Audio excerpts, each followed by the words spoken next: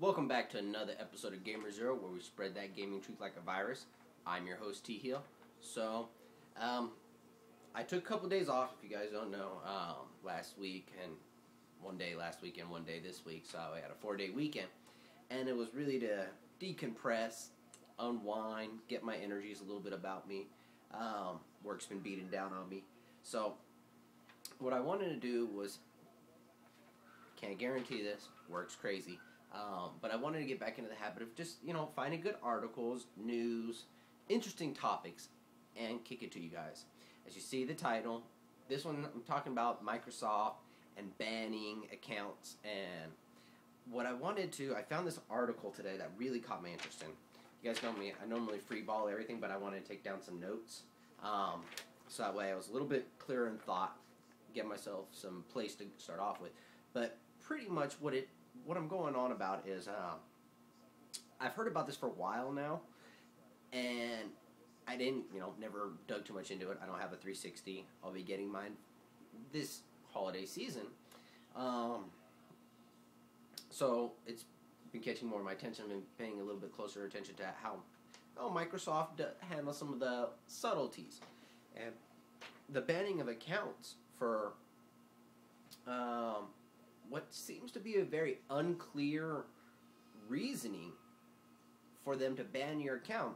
And some of the stuff that came up was that I found very, very interesting. And I want to hear from you guys. Are you guys victims of this issue?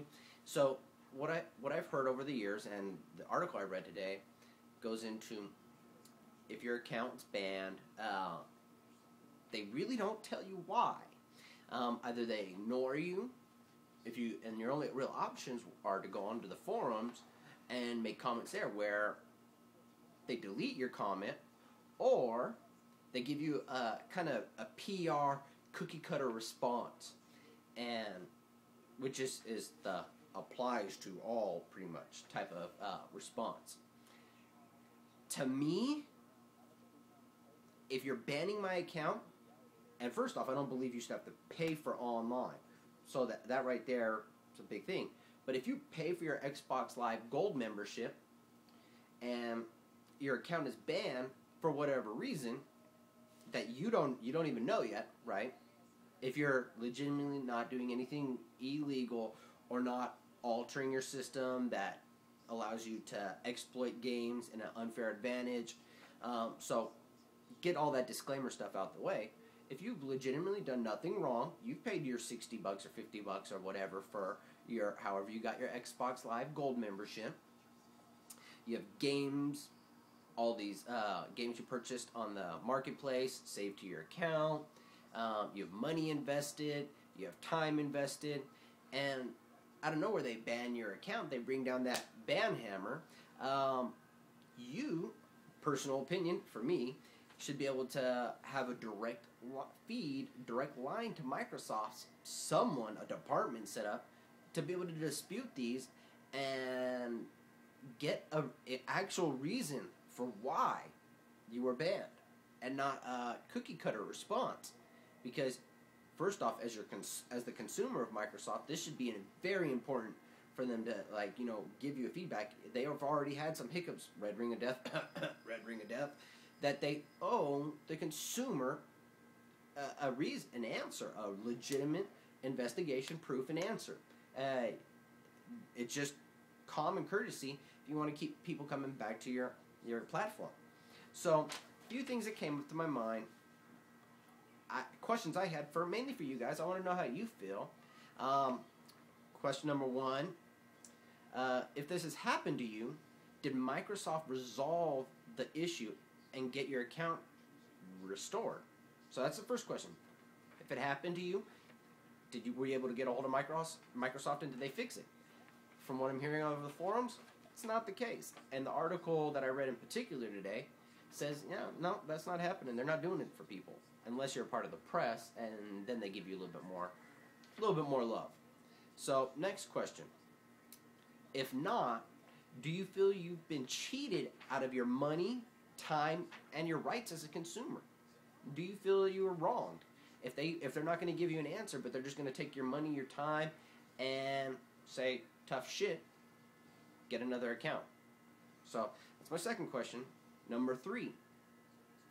Do you feel MS owes it to its consumers to provide a specific response per individual user for exactly what they did, aka proof, and not a cut and paste response?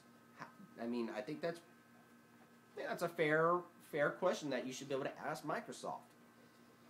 So, number 4. Will you continue, if you are a victim of this and they didn't get it resolved, are you continuing supporting Microsoft even though? I want to know, did you fall into the group that just says, oh, screw it, I need my 360 and I need my Xbox Live Gold? Did you fall into that group? Do you keep going back? So the last question I have, number 5, would you like to see MS provide a call-in number so you can have them address and prove their argument for banning your account? Would you guys like to see that? Again, I go back to saying I think that's fair. I think that's legitimate. And I'm going to say right now, I didn't do any long-term studies to see what the trends are, how many users, because it's over the forums and it's not like the one-on-one and I got to experience it. So I'm going off of what I'm reading. So there's a room for BS. People on the internet saying whatever. So, but I want to know from you guys if you've been a victim of this, and if so, what's the outcomes? Other thing I wanted to talk about. So that's the MS piece, and that was the main thing I wanted to talk about. Me personally, I buy my Xbox 360. You guys know me. I'm totally against hacking, modding, adjusting. My nephew hacked his iPhone. I don't agree with that. So, if my account got banned for any reason, and they wouldn't give me a thorough answer and fix it, it'd be the last time I'd ever buy a Microsoft product. Period. Bar none. That to me is a slap in the customer's face. It's you're spitting on your customer. That's my personal feel. I think that's the most disrespectful treatment of any consumer. Just my opinion. So that's my MS thing. I want to know what you guys think. Leave your comments below. Hit me up on Twitter. I follow Twitter more than anything else. So yeah, that's the best place to get me.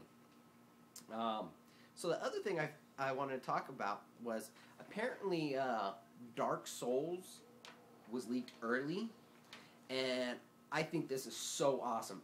I found it very rich. Not that it was leaked early, of course, but what From Software did to kind of punish I pity the fool that got online with my game. Pretty much. I think so. What From Software did was, if you got an early copy that you're not even supposed to have, Dark Souls, and you decided to hop online, well, they created these black phantom monsters that are at like a level 145 with all their stats maxed out to 99, and they're just constantly attacking you. So you have no chance in hell. So if you want to play our game online, we're going to beat you down, is what they're saying. I think that's rich. I think every single developer, I mean, you hear like Call of Duty, Gears, Battlefield, all these companies get their games leaked early, and that's it. I mean, you just hear like, damn, it's on a torrent site. I think if they get an early copy one way or another, they get online, I think every developer should have some kind of setup like this. I mean, this is hilarious. You have to think the developer sitting back saying, yeah, we got your ass. We got you. You got early, but yeah, you ain't gonna enjoy it. And Dark Souls in particular it's a spiritual successor of Demon Souls, so it's already gruelingly painful. To just add in this, okay, you did something you're not supposed to, we're gonna punish your ass. I think that is rich, perfect, and I hope every developer with online does something similar and teaches, cheaters a lesson. So that's all I wanted to talk about today. Let me know what you think. as always, you can follow me on hiphopgamershow.com. On Twitter, it's T_, that's the line that's flat, T, and then the line down here, Hill0. And if you're online when I'm online, hit me up on PSN. It's T-Hill. All right, I'm out. Peace.